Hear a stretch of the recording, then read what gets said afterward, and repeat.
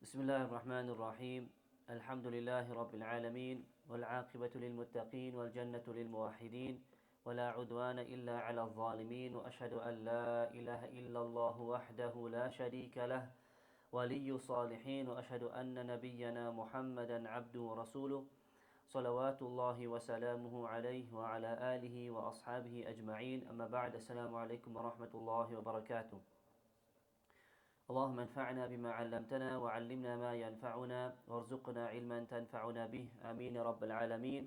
Alhamdulillah, we are to next dars today on the book Nawaqid-ul-Islam by Shaykh Muhammad ibn Abdul Wahhab rahimahullah ta'ala, and we are at the third naqid of the 10 nawaqid that the Shaykh has mentioned, يعني the third nullifier of Islam.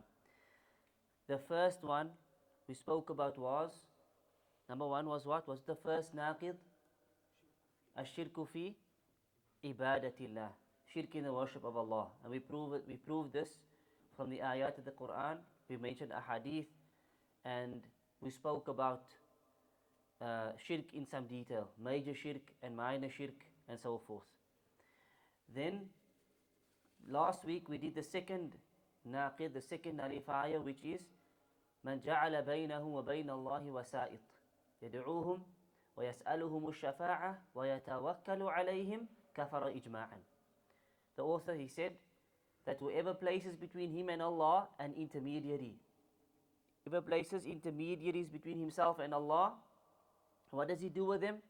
Calls upon them, makes dua to them, asks them for shafa'ah. So when he's saying he wants shafa'ah, he's asking them for shafa'ah, not Allah. Right? And he puts his trust in them. And trust is also ibadah, tawakkul. Right? Then this person has disbelieved according to all scholars, ijma'an. Although we did say last week, remember, there's one issue that is slightly different over amongst the scholars of Ahlul Sunnah. What was the issue? Going to the grave, believing that they can hear you and they're alive, if it's shirk or if it's bid'ah. No, not believing that they can hear you or they're alive. That wasn't the issue. Sorry? Dua at the grave. What type of dua? Asking Allah for their status. No, not that. Asking Allah through their status is a separate issue. We said that's bid'ah, not shirk. We said that's bid'ah, not shirk. What was an issue I mentioned? Yes. Asking them to ask Allah. Right? When you go to the grave. So you're not asking from afar. If you're asking from afar and you ask the dead to ask Allah, we say shirk, major shirk. Everyone agrees. Right? But the way Ahlul Sunnah disputed is if you go to the grave, at the grave site, they are saying it's like asking a living person.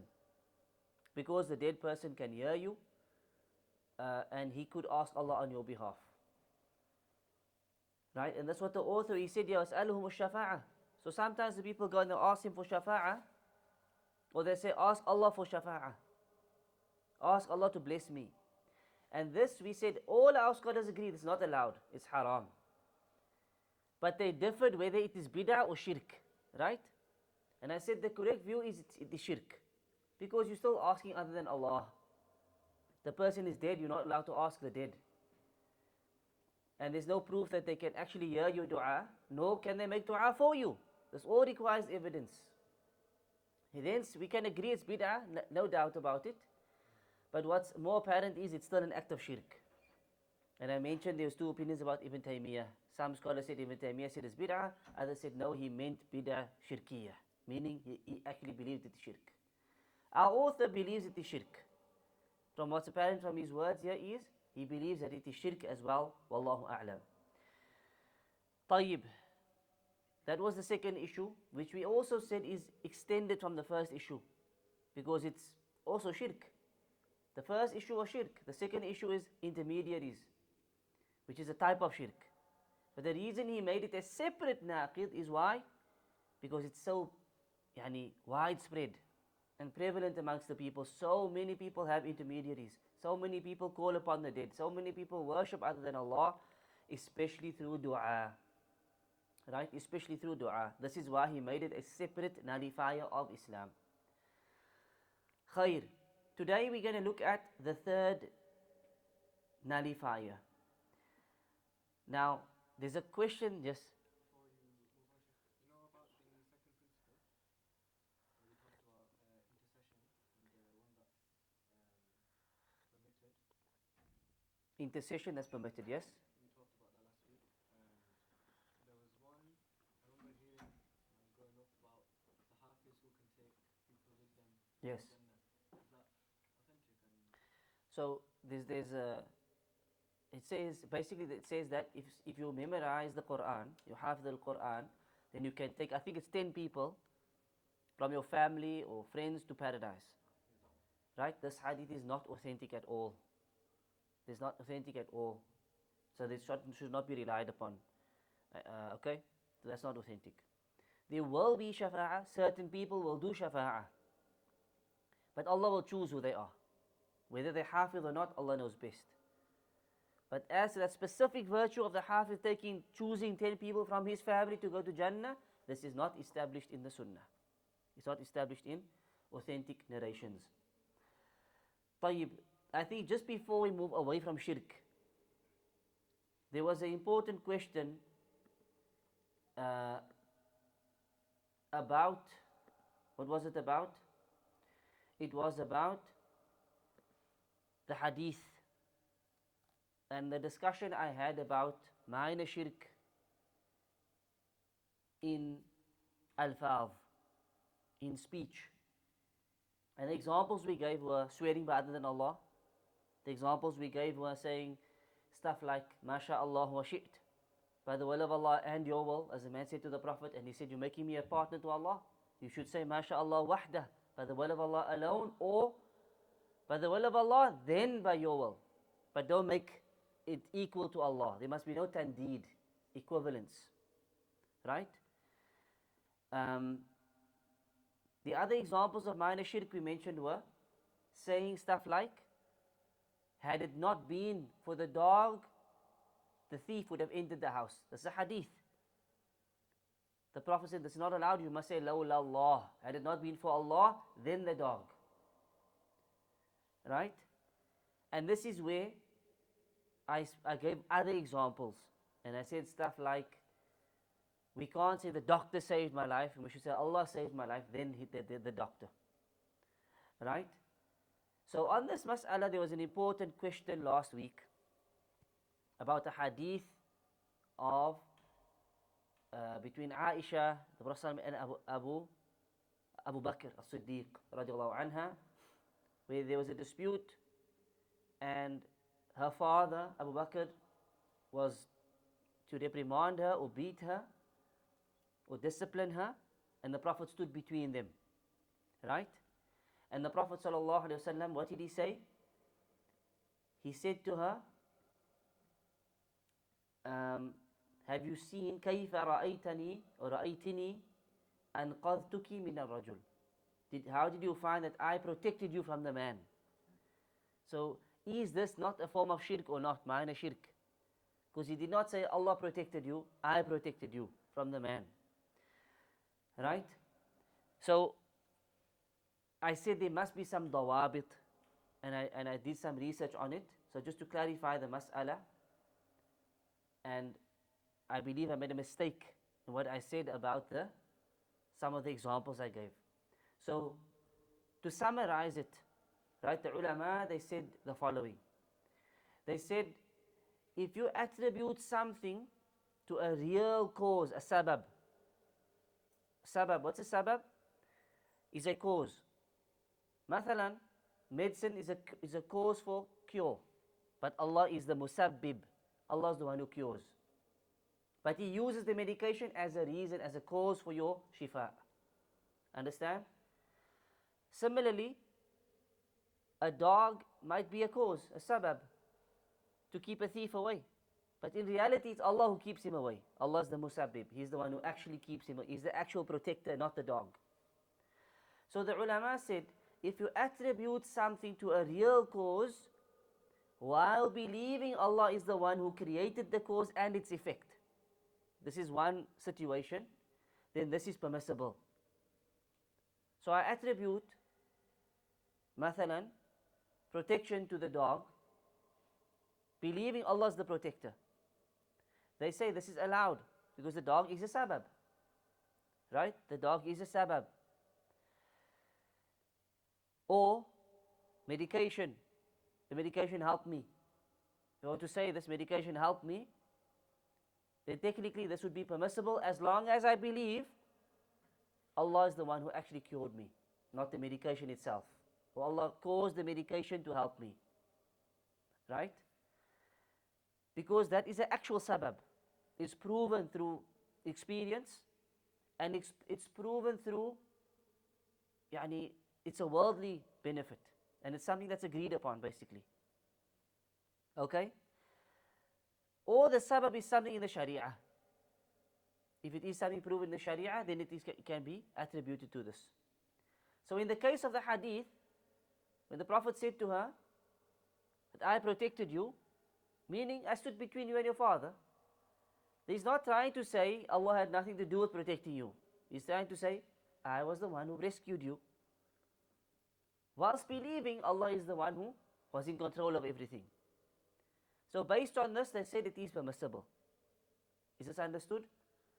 As long as we believe Allah is the musabbib, the one who's doing everything, the one who's in control of everything, and this is a valid cause, the sabab is valid, then we can attribute it, although it's better not to. What's best? Now this is where I made a mistake. I said you have to. I said it is shirk to do this all the time. This is wrong.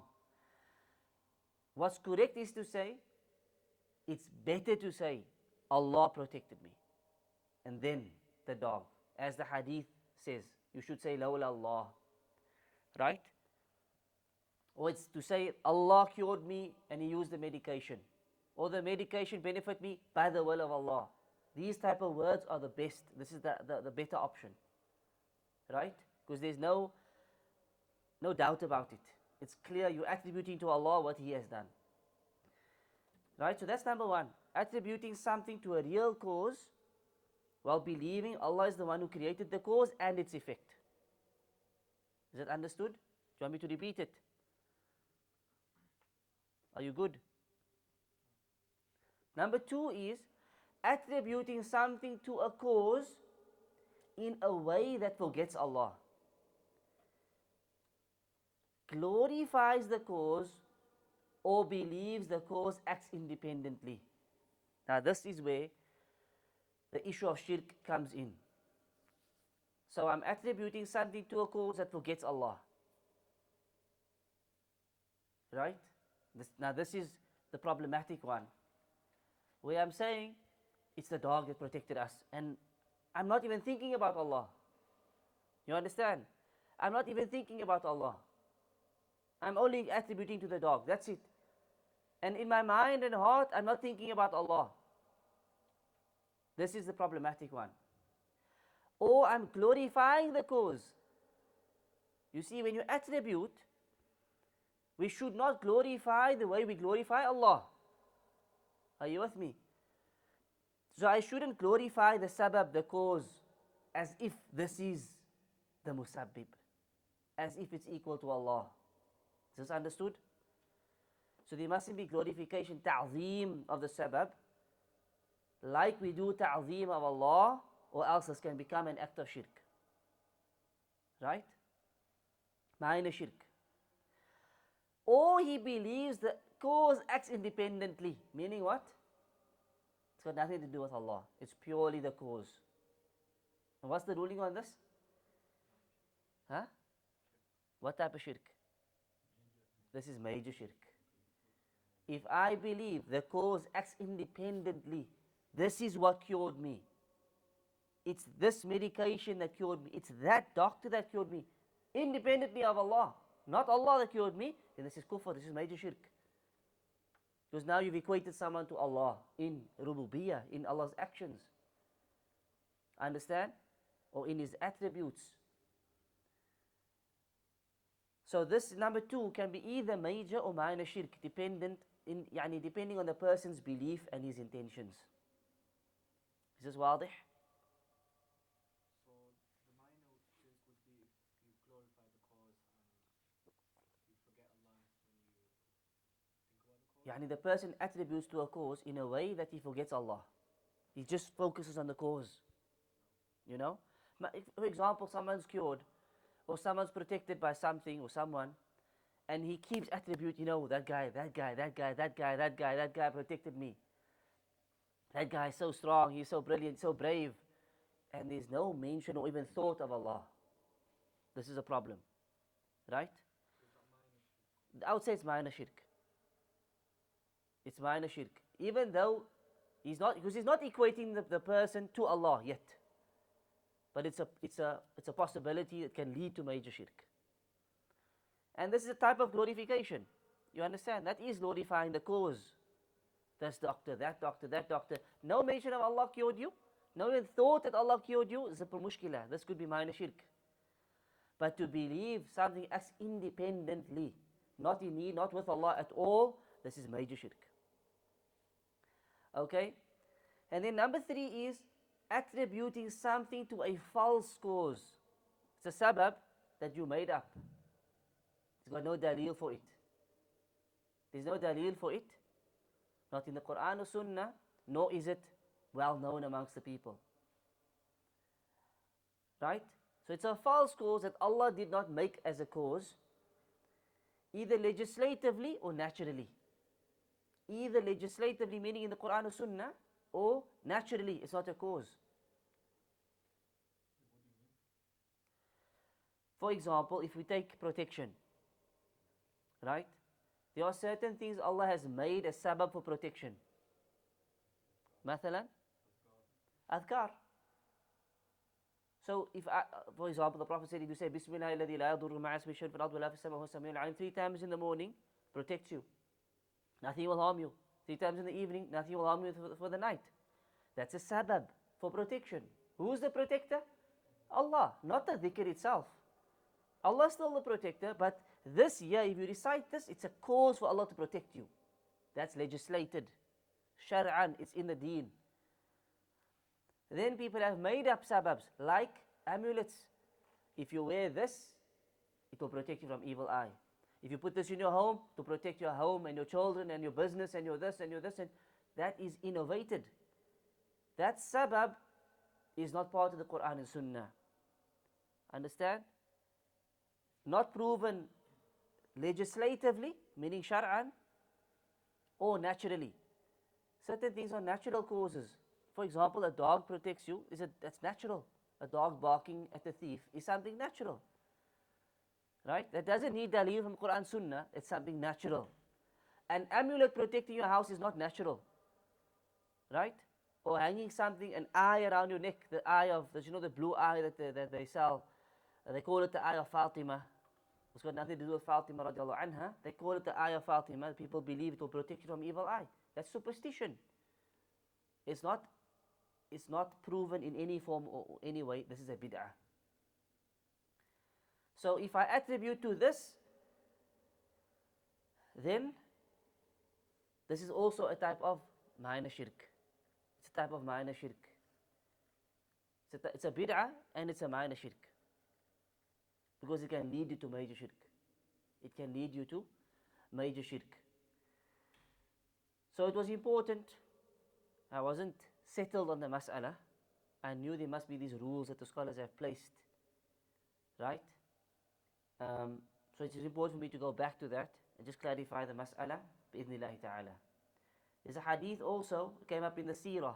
It also reminded me about this. The Prophet ﷺ, he said, لَوْلَا أَنَا لَكَانَ فِي الدَّرْكِ الْأَسْفَلِ مِنَ النَّارِ. Had it not been for me, Abu Talib would have been in the lowest pits of the hellfire. Had it not been for me, meaning I interceded in his behalf. Right? Now the Prophet's not forgetting Allah here. He's saying, had it not been for me, his love for me, his defense of me, and me asking Allah to lower or lighten his punishment, he would have been in the pits of the fire. But he used the word lawla. And he didn't say lawla Allah. So what we have to do is take all of these ahadith in light of the other hadith I mentioned about the dog, lawla al-kulayba, there, that what's meant there is the Prophet is speaking in a context. And he's saying, don't say this, it's not preferred. And secondly, if you really forget about Allah and you put your trust in the dog and you think the dog acts independently, then this can become shirk. So this is where the warning comes into those narrations. Wallahu a'lam. Right? But as I said before, what's best is attribute to Allah all the time. Try your best. Because number one, that's a form of glorifying Allah. Allah deserves that. This is from monotheism that we do this. Okay? And Allah knows best. Is the mas'ala understood? Wadih, clear? Attributing something to a real cause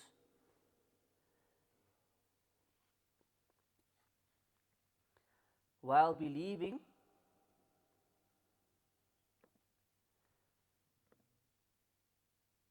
Allah is the one who created the cause and its effect. Allah is the one who created the cause and its effect. Khair. So we move on to the third nullifier, الثالث. The author said, rahimahullah ta'ala, he said, من لم يكفر المشركين أو شك في كفرهم أو صحح مذهبهم كفر إجماعا. The author, he said, whoever does not declare the polytheists, the mushrikeen, to be disbelievers, or doubts their disbelief, أو صحح مذهبهم, or considers their religion or their path to be correct, their madhab, then he has disbelieved by consensus. Kafara ijma'an. Okay? Assalam. Ayo, you okay? Khair? Alhamdulillah. Barakallah feek. So there are three issues in this nullifier. Number one is, whoever does not declare the mushrikeen to be disbelievers. Meaning, we'll get into the details. This is number one, right? There are three issues here. So someone considers a mushrik to be a Muslim. He considers this mushrik to be a mu'min, a believer. Or this Jew or Christian or Hindu, and he says, no, he's Muslim. Not kafir. You can't say they're kafir. This is the first issue. So this is an act of kufr. To say that is kufr in and of itself, is what the author is saying. Number two is, أَوْ شَكَّ فِي كُفْرِهِمْ, or he doubts their disbeliefs. So he doesn't say they're Muslim, but he doubts. I'm not sure, maybe he's Muslim, maybe he's not. Right? He looks at the Christian and says, maybe he's Muslim, I'm not sure. And this is not an issue of maybe he took Shahadah. That's not the discussion. The discussion is, I'm not sure if we can say he's kafir. He's a Christian, he considers Isa the son of Allah, worships Isa and Maryam and so forth, but I'm not sure if I can say he's kafir. This is doubting in his kufr. What's the author saying? This is kufr in and of itself. You cannot doubt their kufr. And number three, what's the third issue? صحح مذهبهم. He considers their path, their madhab, their methodology, their school of thought, their aqidah, their beliefs to be correct. He says there's nothing wrong with it. It's sahih. Sahaha means he says it's sahih. He says it's valid. It's correct. It's proper. There's nothing wrong with it. Right? And this is even more severe. This is worse than having shak. This is worse than not making takfeer. You saying this is the haqq. This is the worst of the three. Understand? You're not just doubting or saying, no, they maybe can't say they can't. You saying they're correct. This is the worst of the three. Tayyib. Before we get into the three, we must understand our kalima la ilaha illallah. Right? And the scholars, they said, this kalima has two pillars. What are the two pillars? Sorry? An-nafyu wal-ithbat. There are two pillars to the Shahadah. Number one is negation, nafi. Negation. In Arabic, the word is nafyun or an-nafi. Wal-ithbat is number two, is affirmation. Negation and affirmation. The kalima has two pillars: negation, affirmation. The first part of the kalima is pure negation. La ilaha. That's the first part. Is when we say there is no ilah. What does ilah mean? What does the word ilah mean? We did this in the Qawaid al-Arba'. The word, the name of Allah, ilah, that word there, it means what? Ma'bud, Usami, worthy of worship. We prove this, Quran and Sunnah, we prove this. And from other scholars, even the Maturidi scholars said, ilah bimana ma'bud. Right? So when we say la ilaha, what do we say? There is none worthy of worship. Right? Complete negation. In other words, what am I saying when I say la ilaha? I am saying I do not worship anything. I disbelieve in everything. It's like saying I don't worship trees, stones, idols, the sun, the moon, prophets, messengers, jinn, angels, the dead, saints. I don't worship any of them. I don't worship anything. That's negation, negating worship. And then the second part of the Shahadah is affirmation or confirmation, which is illallah. There's an exception to that negation, which is except Allah. Nothing is worthy of worship except Allah. I believe in nothing. I worship nothing except Allah. Understand? This is what the kalima means. So when I understand the kalima like this, it's impossible for me to what? To do tasheeh of another school of thought or religion. I can't go to a religion where they're worshipping Isa alayhi salam, or a religion where they're worshipping idols, or a religion where they're worshipping something else, and say, this is the correct, there's nothing wrong with them. Because then I haven't understood the kalima. The Shahadah itself is a refutation on this. This means you don't understand the Shahadah of La ilaha illallah. Right? So, what's the implication of the Shahadah is that we must reject everything that is worshipped besides Allah. That's it. This is part of our Shahadah. We reject every single thing that's worshipped besides Allah. Probably that's angels, prophets, saints, etc. We reject that. Okay? And from the conditions of the Shahadah is Kufr bit-Taghoot. Al-Kufr bit-Taghoot. Which means what? From the conditions of the Shahadah. Our Shahadah has conditions. 8 conditions. Like? Who knows them? Wow. Awab, what's the 8 conditions of the Shahadah? What do you remember?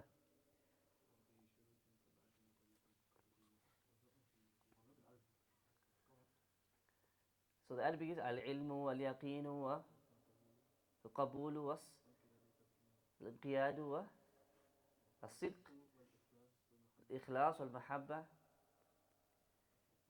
wal-kufr bit-Taghoot. Right? That's a dars on its own. What are the shurut of La ilaha illallah? To summarize, just to give you the translation of what he said, is knowledge. You must know what the Shahadah means.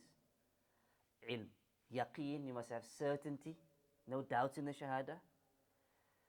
So it's what? Knowledge, certainty. Ikhlas. That you believe in the Shahadah sincerely for the sake of Allah alone. You're a Muslim for the sake of Allah, not for society and your people and so forth. As-sidq, truthfulness. Al-mahabba, you love the Shahadah and the implications of the Shahadah and the people of the Shahadah. Al-qabul, which is you accept the Shahadah and all of what it entails, all of its implications and what it necessitates. Qabul. Wal-inqiyad means you surrender to it. You surrender to this kalima. It's not just a word that we say, La ilaha illallah. This kalima comes with obligations and prohibitions. We surrender to everything. We obey. And the last is al-kufr bit-Taghoot. From the shurut of la ilaha illallah is we reject every false god. We'll touch on the word Taghoot later on. Taghoot literally basically means a false god. Okay? We do kufr bit-Taghoot. We say, I disbelieve in all these people, these things that the people are worshipping. I disbelieve in everything. And I only believe in Allah. Understand? That's what la ilaha illallah means, as I explained it with the two pillars, nafi and ithbat. There's a verse of the Quran that says the exact same thing. Habib, what's the verse? Kufr bit-Taghoot. Ahsant. The ayah after Ayatul Kursi. How does it go? He knows the ayah, has memorized it. La ikraha fi ddin, qad tabayyana rushd min al-ghayy. Then, wa yu'min. Two things Allah says there. No. فَمَن يَكْفُرْ بِالطَّاغُوتِ وَيُؤْمِن بِاللَّهِ. Allah says these two words. Two. This is what la ilaha illallah means. He says, whoever disbelieves in the Taghoot, all the false gods, that's la ilaha. وَيُؤْمِن بِاللَّهِ. And he believes in Allah alone, worships Allah alone. فَقَدْ اسْتَمْسَكَ بِالْعُرْوَةِ الْوُثْقَى لَا انْفِصَامَ لَهَا. This person has taken hold of the strongest, grasp of faith that will never break. What's the grasp of? Is this the Shahadah? The one who does kufr bit-Taghoot and he believes in Allah alone. That's what our Shahadah means. Why is this coming up here? Is because we must establish this. Now we can talk about how can you say this is sahih and how can you have shak. You can't have shak because you know kufr bit-Taghoot. You're worshipping other than Allah, your deen is batil. Understand? So this is what the Shahada is built upon. It's a condition of the Shahada and technically a pillar as well, as the ulama mentioned. So this is essential, that we do kufr bit-Taghoot. And the moment we see anything, anyone worshipping other than Allah, we know they are upon falsehood. We can't consider them to be believers, or have doubt about their kufr, or consider them, or even and in any way say this is sahih what they're doing, or validate them. Understood? Yes. So there are some mashayikh who incorporate the unity between the religions Yeah. in some countries. Then they sit with these fathers of the churches, Mm. and then they say, we all worship Allah. Mm. But they use a different way, we use a different way. But we all worship one. Mm. Abrahamic, the Abrahamic faiths, Abrahamic code. And then in this meeting, what they say, the Christians saying hallelujah, and there's those Jews, they say what they say. They say la ilaha, so they just say that, la ilaha. The sheikh will say la ilaha, and then the crowd will be like illallah. Mm. So the sheikh is only saying la ilaha. Yeah. And the crowd is only saying illallah. Mm. What's the ruling of these two things? Them sitting down and saying you all worship Allah, and them only saying la ilaha on the other part, and the other side saying illallah only. I don't know about the la ilaha illallah thing. What's the ruling on that? Like me saying la ilaha and they were saying illallah as a chant. Right? Firstly, is it legislated? That's not legislated. You could say it's a bid'ah easily. But I don't know what the intentions are behind it. Understand? As for, I'm going to speak about Wahdatul-Adyaan later on. And then we'll maybe address your question there. Just remind me of the question when I get there. Right?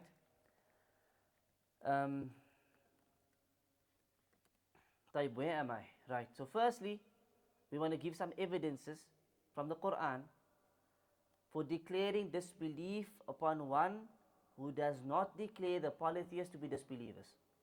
Because that's what the Shaykh said. If you don't do takfeer or the mushrik, then this is kufr in and of itself. Or you doubt their kufr. So we want to prove what the Shaykh is saying, that this is an act of kufr. Understand? To not make takfeer of them or to doubt their kufr is kufr, we need to prove this. Firstly, Allah said, Surah Al-Imran, verse 19, Inna deena inda Allahi al-Islam. Indeed, the religion in the sight of Allah is Islam.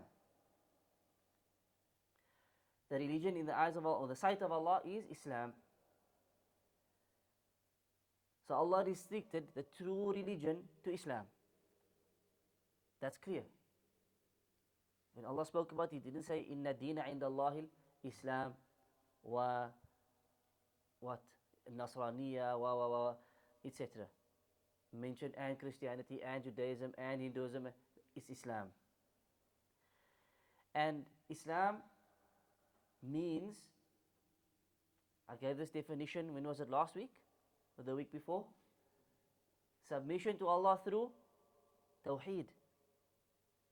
وَالْإِنْقِيَادُ لَهُ بِالطَّاعَةِ, and to surrender to Him through obedience, and to cut yourself off from shirk and its people. This is the Islam that's with Allah as the only religion.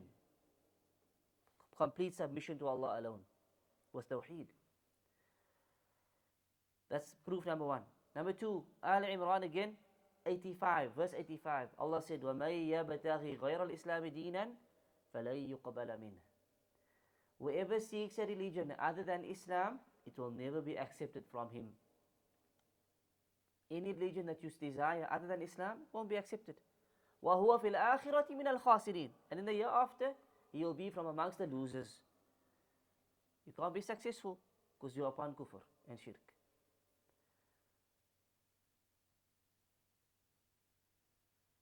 Understand? That's two evidences which is sufficient for us for now. There are other evidences we could mention. Surah Mumtahina, verse number 4. But that's enough for us. Okay? Specifically talking about Christianity, what did Allah say about them? لَقَدْ كَفَرَ الَّذِينَ قَالُوا إِنَّ اللَّهَ هُوَ الْمَسِيحُ ابْنُ مَرْيَمَ. And لَقَدْ كَفَرَ قَالُوا إِنَّ اللَّهَ ثَالِثُ ثَلَاثَةٍ. Specifically about them, Allah said in Surah Ma'idah, verse 72 and 73, they have certainly disbelieved those who say Allah is the Masih, the son of Maryam. That Allah is Isa. They're the same. This is complete disbelief. The next ayah, they have certainly disbelieved those who say Allah is the third of three, the Trinity. There's no doubt about the kufr of this. Allah says, لَقَدْ كَفَرَ الَّذِينَ, which means certainly they had disbelieved. There's no doubt. So no one can come today and have doubt. Understand? And nor can we say they're not upon kufr, nor can we say that they are, or nor can we not do takfir. We have to do takfir because Allah made takfir. Allah did takfir. He said, لَقَدْ كَفَرَ الَّذِينَ. That's takfir. Right? If you look at hadith, the Prophet ﷺ, he said, مَنْ قَالَ لَا إِلَهَ إِلَّا اللَّهِ وَكَفَرَ بِمَا يُعْبَدُ مِن دُونِ اللَّهِ. Once again, there's the Kufr bit-Taghoot. He said, whoever says La ilaha illallah and disbelieves in whatever is worshipped besides Allah, وَكَفَرَ بِمَا يُعْبَدُ مِن دُونِ اللَّهِ. He says La ilaha illallah and he disbelieves in whatever is worshipped besides Allah. Open Kufr bit-Taghoot. حَرُمَ مَالُهُ وَدَمُهُ وَحِسَابُهُ عَلَى اللَّهِ. This person, his wealth and blood is haram to take. He's a true believer and his account will be with Allah. Right? That's the believer. Not the one who doubts or the one who says that this is permissible to worship other than Allah and so forth. In another hadith he said, by the one in whose hand is the soul of Muhammad, he swears by Allah, no Jew or Christian from this nation hears of me, then dies without believing in what I was sent with, the Qur'an and the Sunnah, except that he will be among the inhabitants of the fire. Specifically mentions the Jews and the Christians of this generation, this ummah, meaning after the time of the Prophet ﷺ, he doesn't believe in him and what he came with, then this person will be of the fire. He's not a believer. Understand?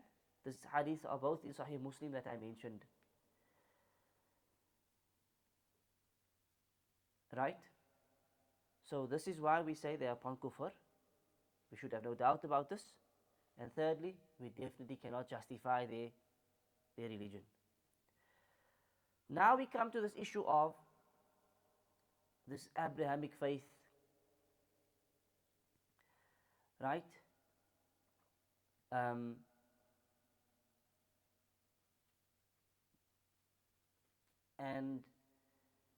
the call of Wahdatul-Adyaan.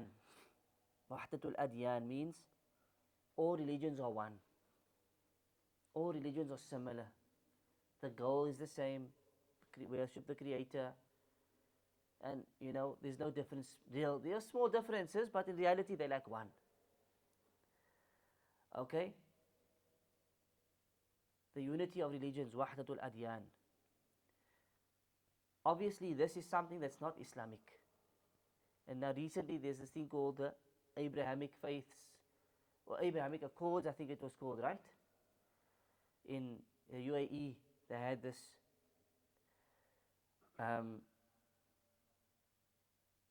These things are problematic. Because if the call is to say, we're all the same. We all came from Ibrahim. Jews, Christians, Muslims, all from the region of Ibrahim. From the millat of Ibrahim. Firstly, this is not true. Or those religions have been changed. Their books have been distorted. And their religions have changed. Their aqidas have all changed. They're not upon what their prophets came with. So if we were to go back to the original sources, what Isa actually came with, and Musa came with, and the Prophet, then we could say, upon the millah of Ibrahim. Do we agree on this? But the reality is, what they are upon today is not what their prophets came with. Their religions have been changed. And so today we can't make a call and say, we are all one, and we all worship Allah. Let's agree to that point. We all worship Allah. Now, if we studied Qawaidul-Arba', we all agree they worship Allah. But that's not our dispute. Our dispute is not that you worship your Creator. Our issue is that you associate partners with Him in worship. Yushrikuna fil ibadah. That's the problem. And Islam doesn't allow us to accept that. We've learned, just today again, we've reminded ourselves we must make Kufr bit-Taghoot. So if someone comes and says, I worship Allah and I worship other than Allah as well, we say, sorry, you're not a Muslim. That's Kufr. It's still Kufr. Even if you believe in Rububiyyah, as we described in the Qawaidul-Arba', that's not enough. That did not bring them Quraysh into Islam. It will not bring you into Islam until you do Kufr bil-Taghoot. Which means you reject everything that's worshipped besides Allah, as the hadith in Muslim said. So what was the question again that you had earlier? Besides the La ilaha illallah part, the issue was, they sit together and they say, we all worship Allah and we sort of unite. We should unite, based upon kufr. Right? In reality, it's kufr. They calling it like belief and the same thing, which is batila. This is a call that is completely misguided. The call to Wahdatul-Adyaan, that all religions are the same, is a call to kufr. You cannot say those religions are the same, because then you are doing what? Sahhaha madhabahum. Understand? You are saying that the religions are correct. And that is unacceptable. It can't be correct. We've already proven, inna dina inda Allah al-Islam. وَمَنْ يَبْتَغِ غَيْرَ الْإِسْلَامِ دِينًا فَلَا يُقْبَلَ مِنْهُ. Won't be accepted from them. So we studied the concept of al-wala wal-bara. Right? Unity and disunity. What we unite upon, what we completely cut ourselves off from, is kufr and shirk. Right? So definitely, this idea of Wahdatul-Adyaan is not obviously Islamic. This principle, this idea, it comes from the disbelievers in reality. And some of the mashayikh actually said it comes from a Zionist movement.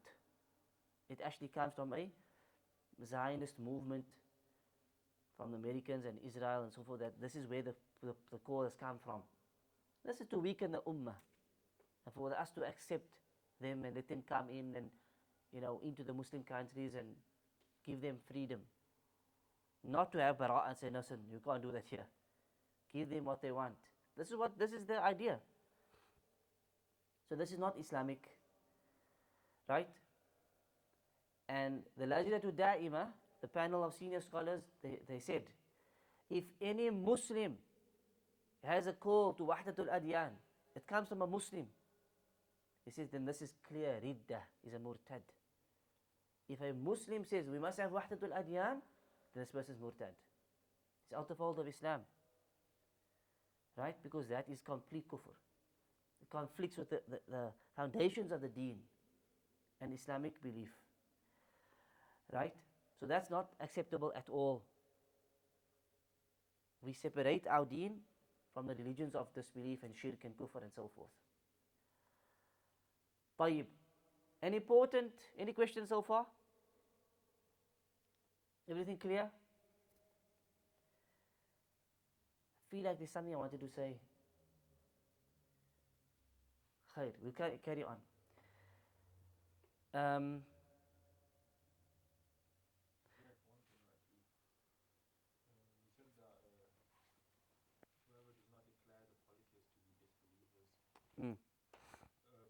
Obviously, at the beginning of the book, you said that we aren't the ones who do takfeer.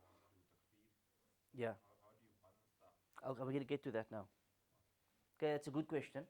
I said at the beginning of the book, we don't do takfeer. We're not starting the book to do takfeer of others. But at the same time, I'm saying now, you can't have doubt over the mushrikeen's kufr, or not consider them to be kafir, or say that they're correct. Where's the balance between the two? We're going to explain that now. So on this issue, when it comes to kuffar and mushrikeen, there are two categories. Number one are those whose disbelief is agreed upon. Those whose disbelief is agreed upon, like who? Jews, Christians, Hindus, Sikhs, right? Idol worshippers. Or you could even add here the Zoroastrians or the Majus. The Quran speaks about the Majusis, the fire worshippers, the Magians, many others. You don't have to mention everything. But the point is, it's agreed upon. As Muslims, we all say they're upon kufr. No one has any doubt, oh, I'm not sure if they're Muslim or not. No, you can see the guys are not a Muslim. You can see he's a kafir. Right? He himself will tell you, I'm not Muslim. Are you with me? Why do you come to mosque? I'm not Muslim. There's no, you can't have doubt about that. You can't not, now this is the point. You can't say they're not kafir. As a Muslim, you must say he's kafir. You must use the word kufr for him. He's upon clear kufr. It's agreed upon. And you can't have doubt over it. And definitely, you cannot say they're upon haqq. You cannot validate what they're upon. Understand? So this is category number one. Category number two are those whose disbelief is differed over, or it's not automatically judged. Their disbelief is not automatically decided or judged. For example, the person identifies as a Muslim. He identifies as a Muslim, but he has fallen into one of the nullifiers of Islam. Understand? He has done something that's kufr, said something that could be kufr.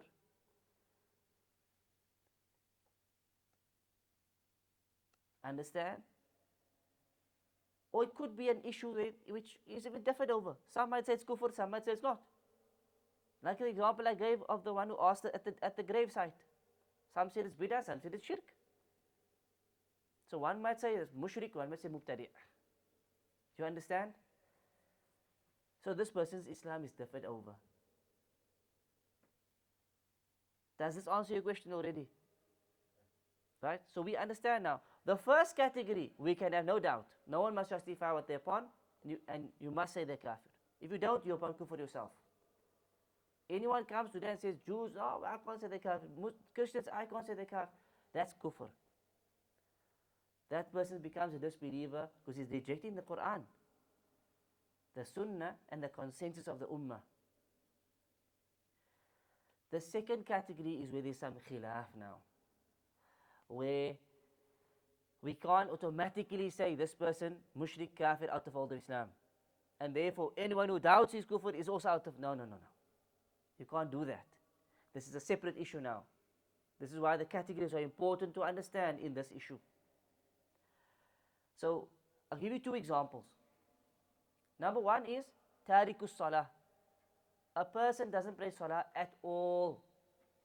According to many scholars, like the Hanbalis, Hanbali madhab, many of the scholars who follow them, they said tarikus salah is disbeliever.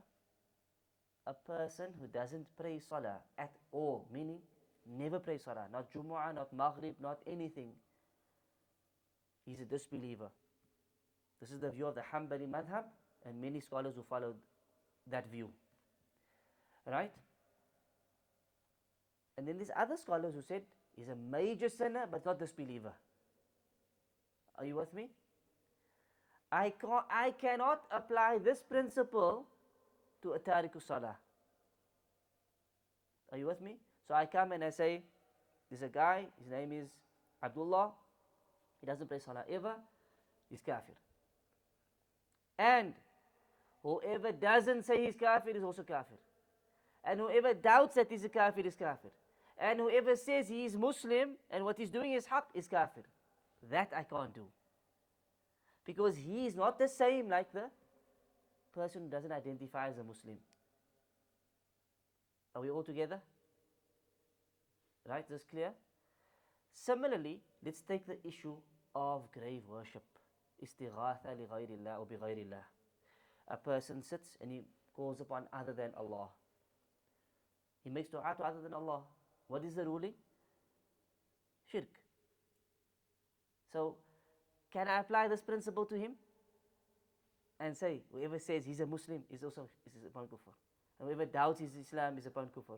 And whoever says what he's doing is haqq is upon kufr. Can I apply the principle to him or not? We can't apply the principle to him. Because his affair is differed over. That's why. His affair is not clear. It's differed over. You might find ulama saying he's out of fold mushrik. And you might find others saying what he's doing is shirk, yes. But is he out of fold? We can't make that judgment. That judgment needs to be done properly, individually, on an individual basis. So before I say Abdullah is out of fold, I need to sit him down, explain to him what he's doing is shirk. Rather, what you're doing, you can't do. It's major shirk, it's kufr. Allah said, the Prophet said, you see, understand the proofs? Yes, I understand it. And he still does it? Or now the Sheikh might say, this person's a mushrik. This person's out of fold. That's it. There's a process involved of establishing the proofs against him. Not just a ruling, boom, out of fold. It doesn't work like that. That's not how Takfeer works. So, the reality is, with these type of people, we won't apply this principle to them.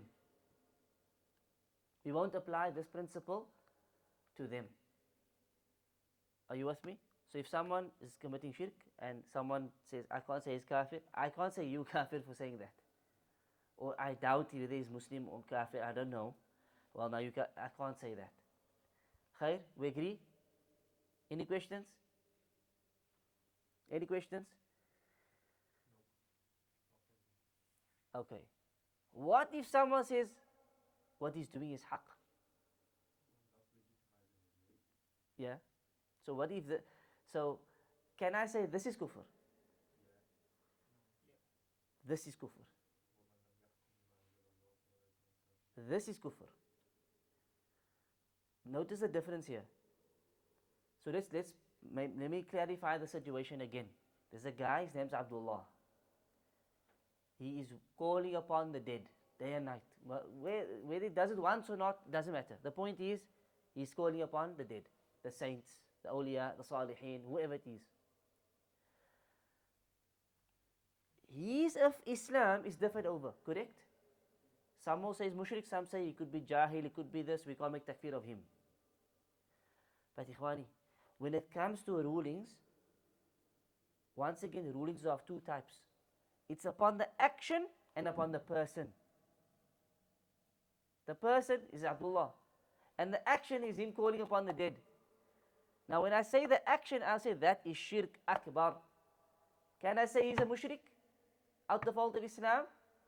This is where scholars said, listen, we'll pass a ruling upon the action anytime, because the action doesn't change. If you do this, you did shirk. Are you judged as a mushrik out of all of Islam? That's a separate issue. That requires a scholar to sit down with and pass a ruling upon the person. Understand? But the action doesn't change. If someone's doing bid'ah, I will say what he's doing is bid'ah, 100%. Is he going to be judged and ruled as a mubtadi' in the deen, must be treated like a mubtadi'? That requires a bit more details.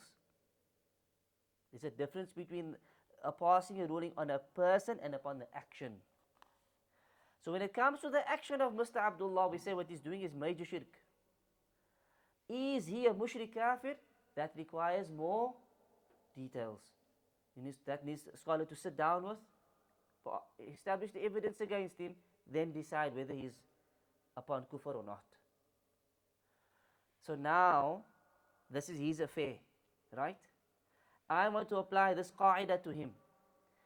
So the qa'idah says, whoever does not make takfeer of the mushrik is a kafir. Does this apply to him? No. Whoever doubts his kufr is a kafir. Does this apply to him? No. The third issue is, أو صحح مذهبهم, is when a person comes and says, he's Muslim, I don't doubt he's Muslim. In fact, what he's doing is the haqq. What he's doing is authentic, it's correct, there's nothing wrong, it's valid. This is a mushkilah. Now I can say, brother, that's a statement of kufr. You can become a disbeliever just by saying that, because you are making tasheeh of kufr, of shirk. You're saying the shirk is tawheed? You're saying that is shirk, what is tawheed?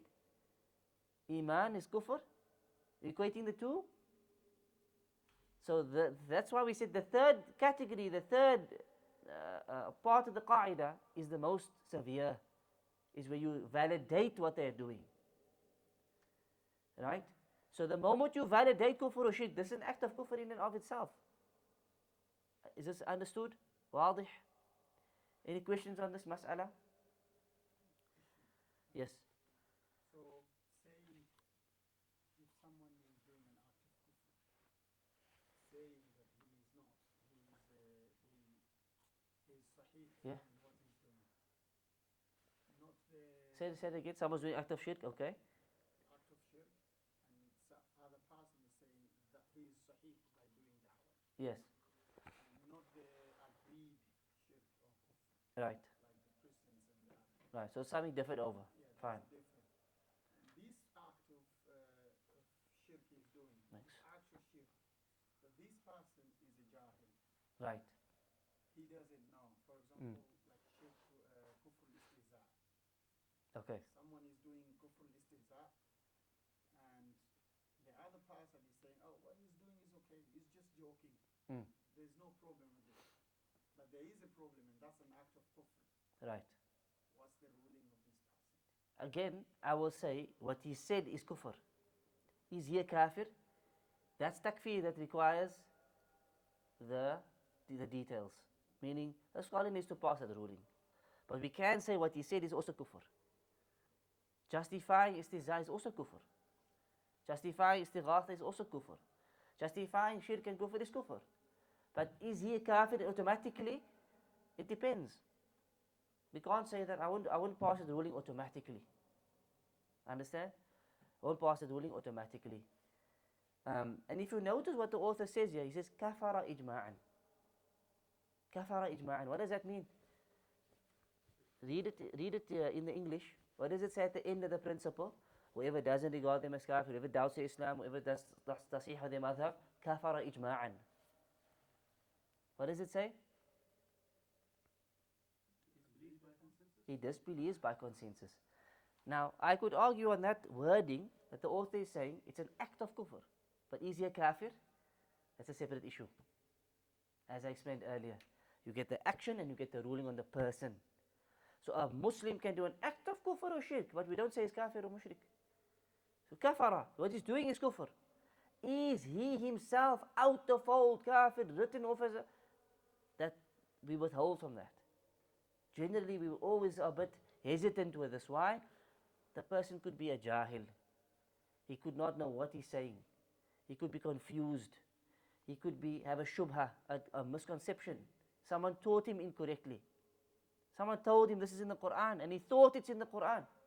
Someone used the verse of Quran and confused him. He thought, he believed he's following the Quran and Sunnah.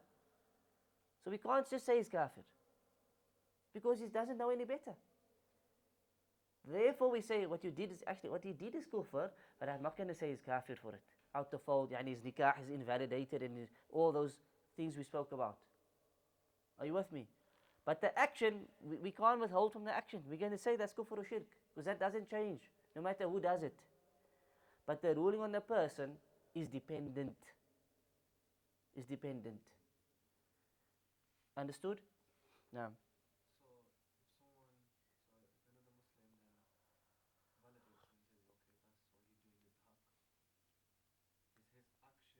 His action is kufr. Well, obviously it depends on the issue. Are you with me? Not every kufr is the same. Let's give you an example. Let's say it comes to calling upon the dead. You got Sufis who were taught it's allowed. And you got Ahlul Sunnah who were taught it's shirk. You can't call upon other than Allah. You call upon Allah alone, calling upon the dead is shirk.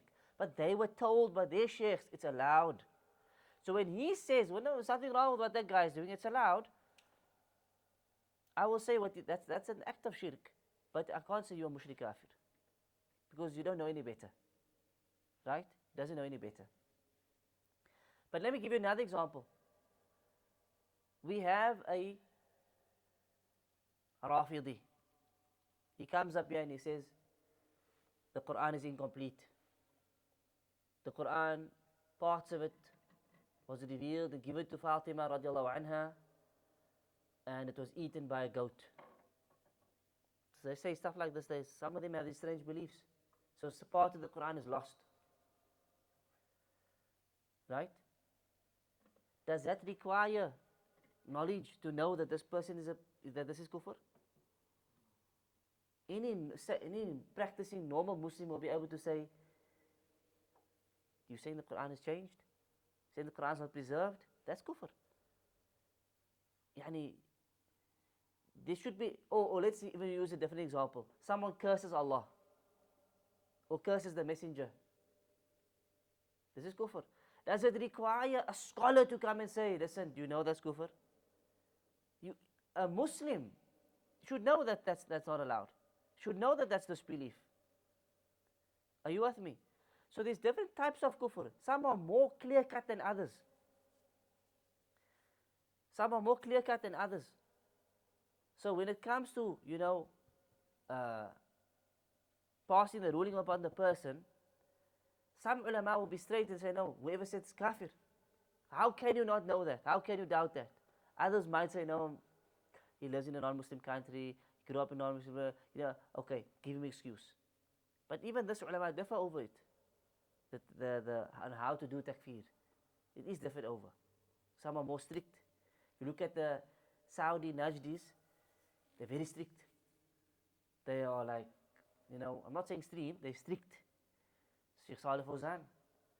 Sheikh Salih Fawzan is, he doesn't believe in udhr bil jahl. What does that mean? That a person can be ignorant in matters of Tawheed. He says there's no such thing as ignorance. When it comes to Tawheed, you're either a believer or you're not. Meaning what? If that guy worships the dead, he's kafir. So no, he doesn't know any better.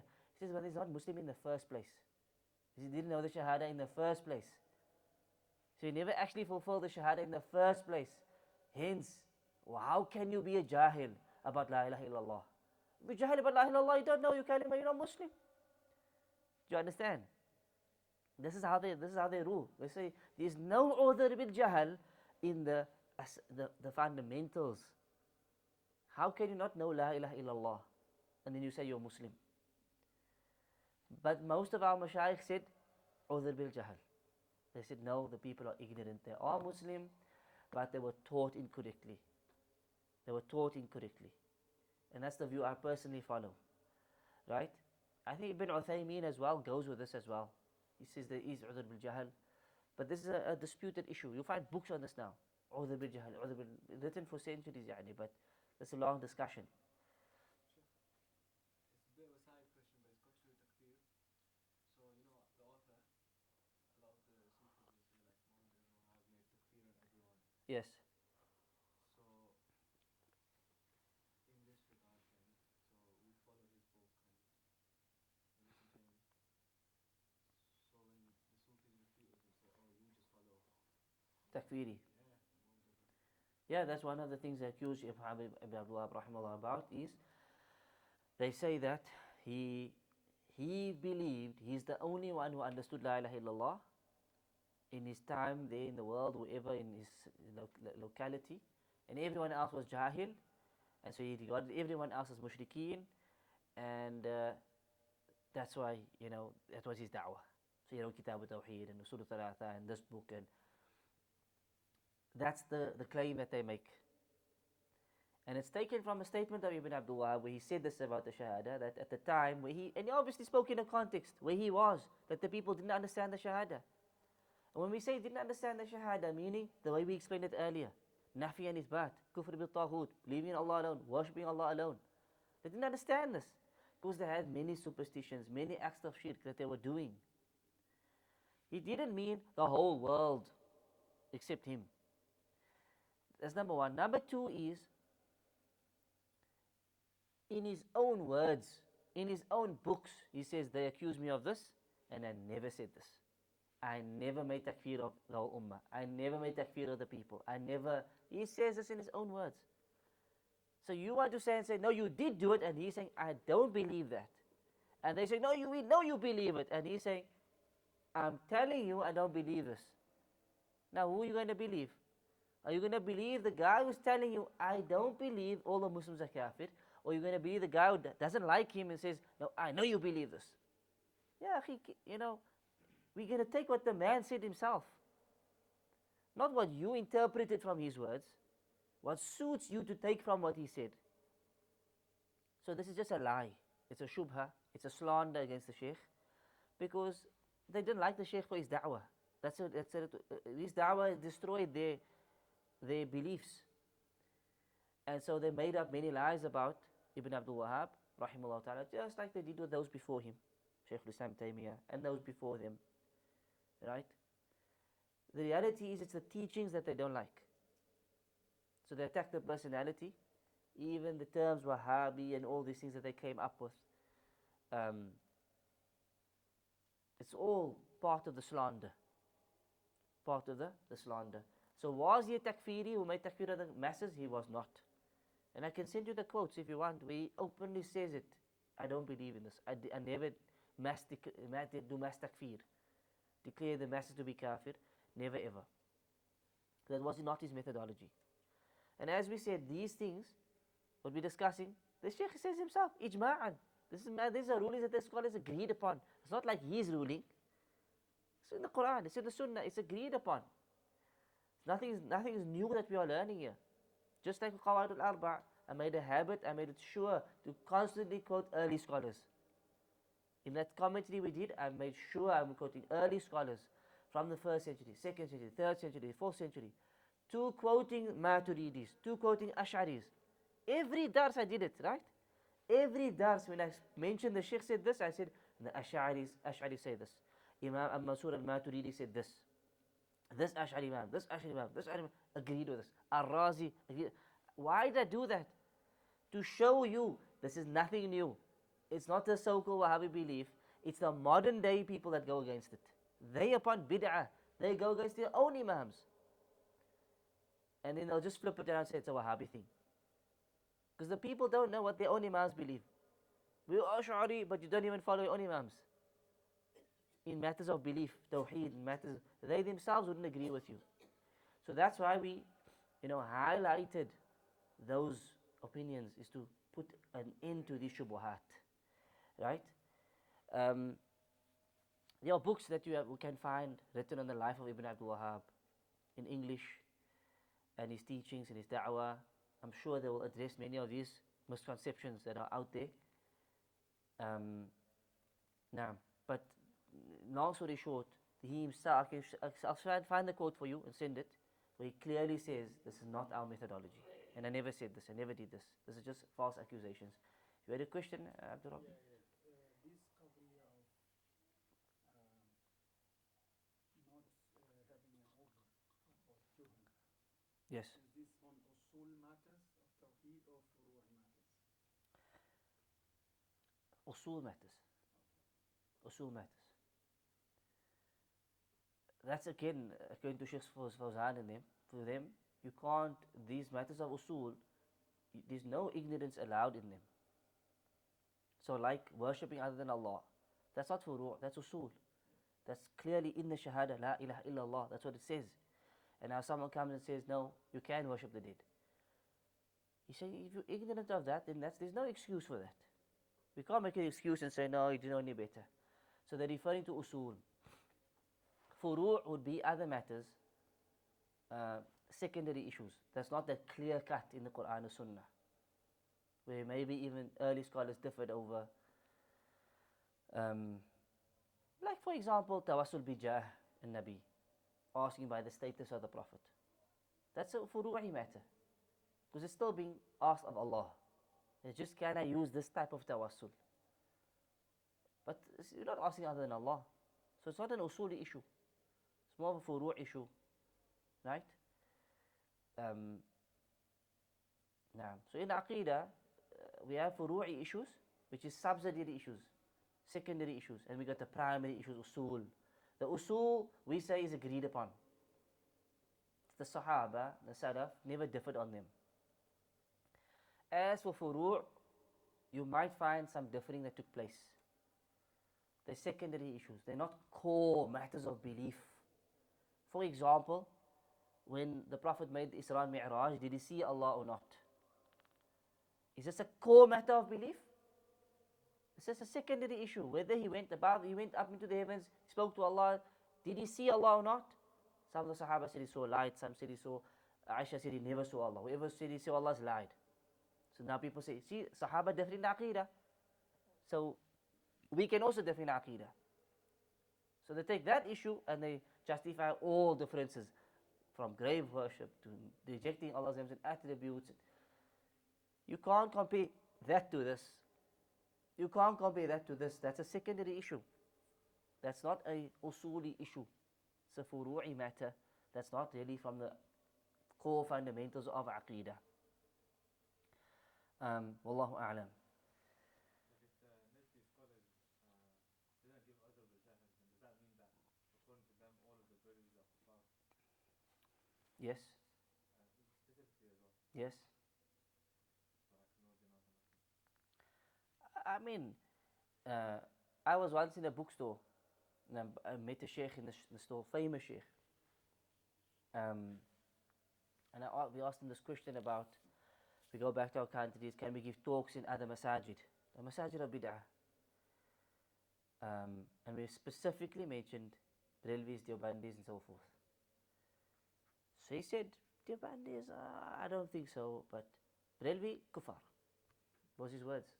Al-Amma al-Brelwiya, kufar. That was his words, exact words. As for Brelvis, they are not Muslim. Sheikh Muhammad ibn Hadi. Yes. He's a big scholar in Medina. Medina University as well. He's a teacher. That was his words. Why? Because when they look at the Aqidah, it's full of shirk. The reality is, it's full with shirkiyat. You understand? Filled with shirkiyat.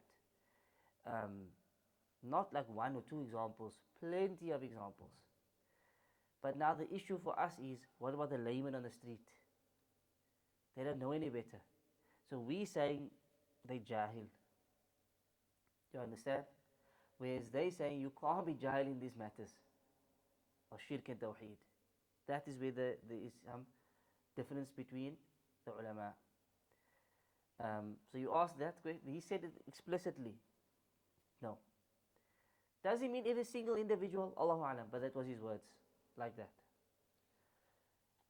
Can we apply the qaida that mashayikh who say you cannot be jahil in these matters, they are making a hukm of something that they are not grasped on, they are not sure.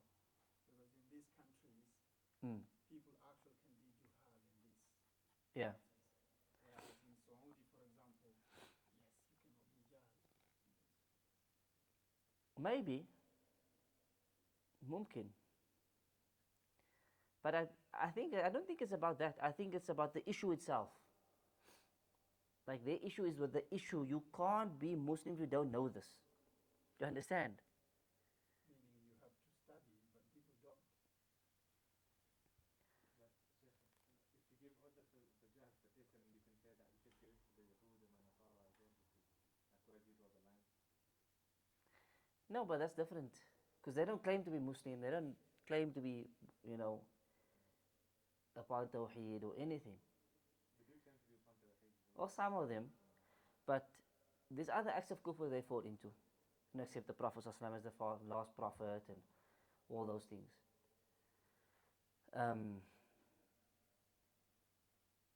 Yeah, Allah Alam. I personally, like I said, most of our scholars from what I've seen, they still do udhr bil jahl.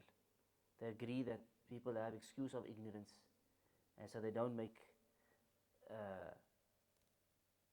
rule many people to be upon kufr. They'll say they're upon kufr, but we can't say they're out the fold of Islam because they are ignorant. They don't know any better.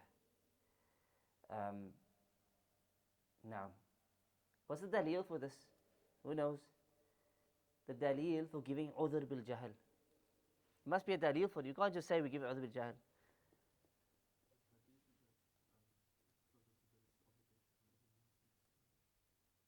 No. Listen to the question. What's the evidence that the scholars can use to justify giving people excuse of ignorance in matters of belief?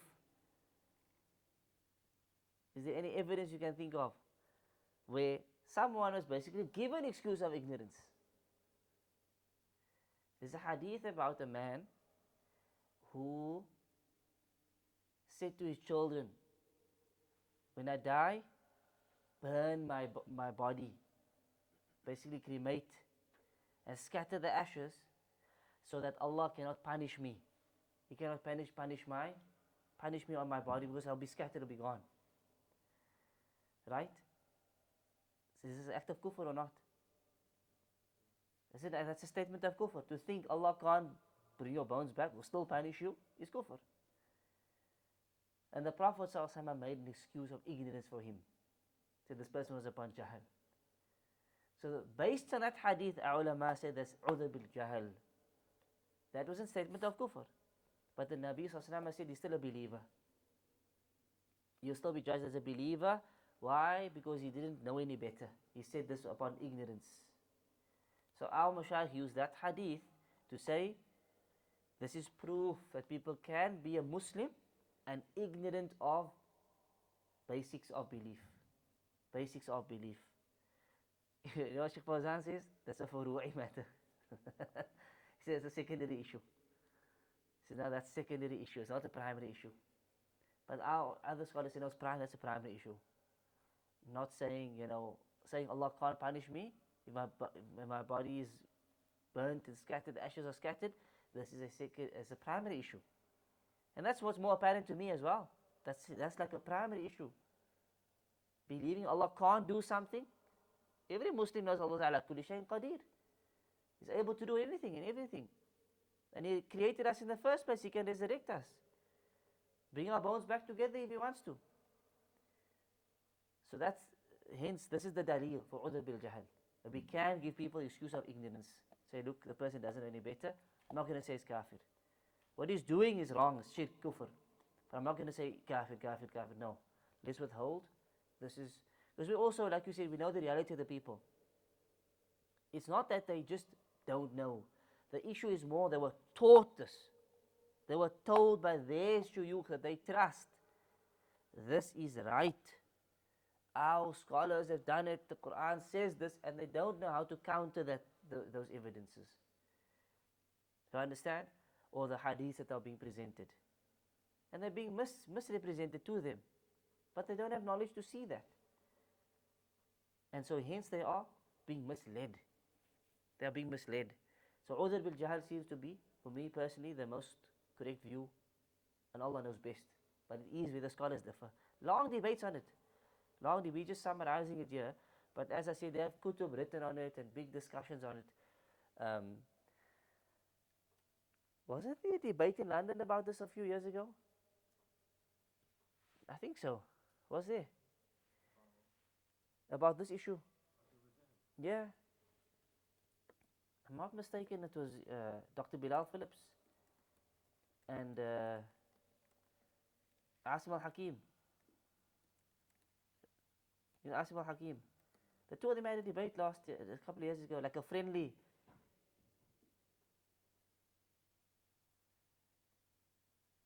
They had like a friendly debate about core issues.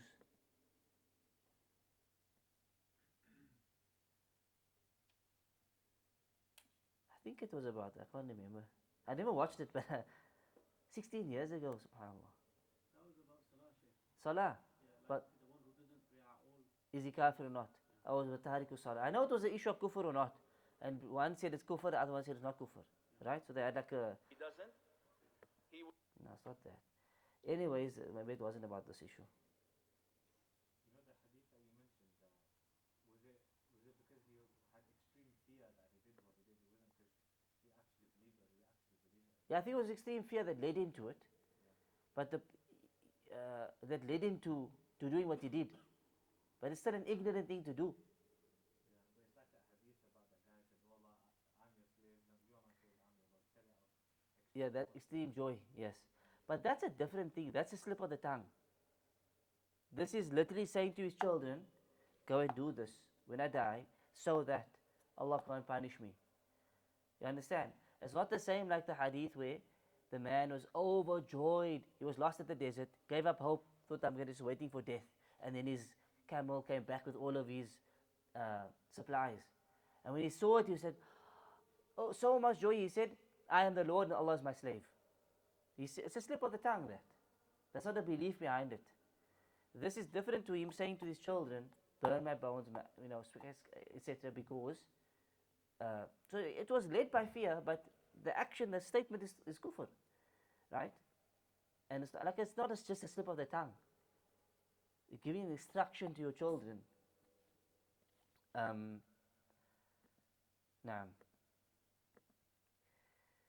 Him being forgiven then after. Yes. Is it because of his ignorance, or is it because of him understanding in his heart that there is Allah, I made all these mistakes, and out of haya, I am trying to run away from it?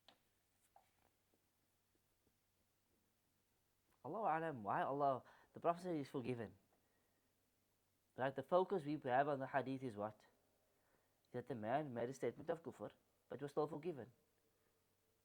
Do you understand? So yes, he had iman, and he had the fear and shyness of Allah and so forth. But at the end of the day, to say, if I do this, Allah can punish me, is still kufr. So, يعني Allahu Alam, but the point is that it was ignorance. Do you know which scholars or major scholars took the other jihad from this hadith? The early one? Or Ibn Taymiyyah? Yeah, probably Ibn Taymiyyah and all of them, yes.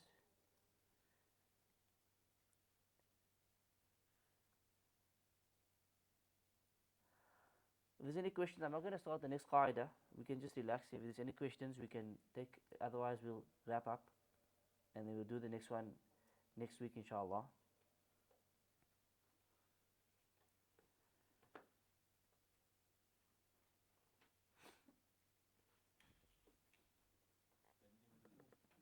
Sorry?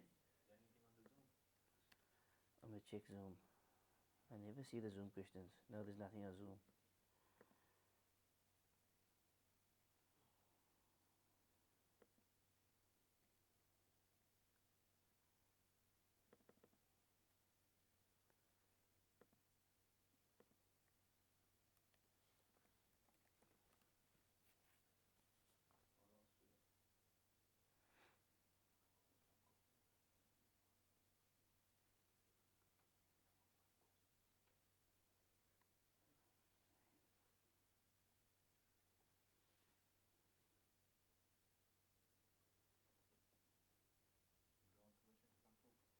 I was reading something quickly, they never to take it.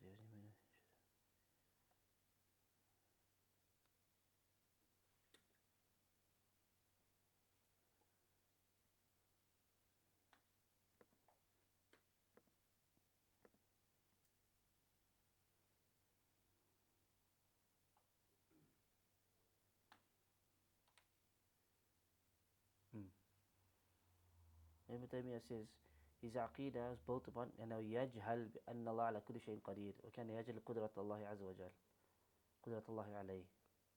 Man had ignorance. That's why he wasn't resurrected as a mushrik. Ibn Taymiyyah said he even said to his children, take part of the ashes, throw it in the ocean, take part, throw it in the land, take part, throw it into the air.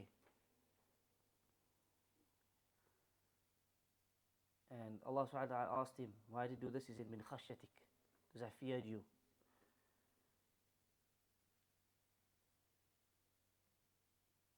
So he said, وَالشَّكْ فِي قُدْرَةِ اللَّهِ تَعَالَى كُفْرٌ أَكْبَرٌ. Ibn Taymiyyah said, having just doubting the abilities of Allah is major shirk, is major kufr. Kufr akbar. But كان يجهل ذلك, but he was ignorant of this, as is the tafsir of a group of scholars who use this hadith to prove al-i'dharu bil-jahl, ignorance through jahl.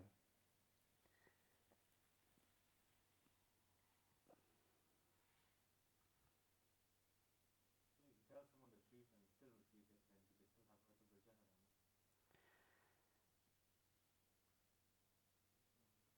To this, Allah alam, that, as I said, that's part of the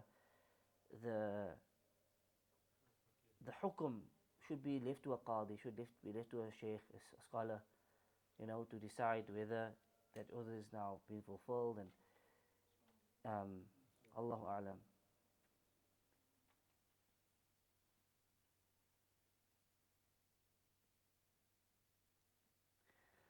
Naam, barakallahu feekum.